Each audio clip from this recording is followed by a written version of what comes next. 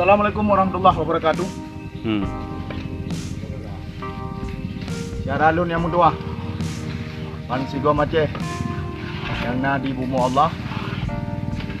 Uroyo katanya tacok petikan dan sabuh peristiwa yang istimewa bagi kita yang tamu di bumu Allah.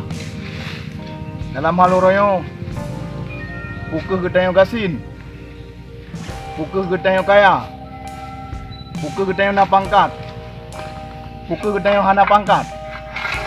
Taik moto, hana taik moto. Yang kena insya-Allah tengok akan tahu.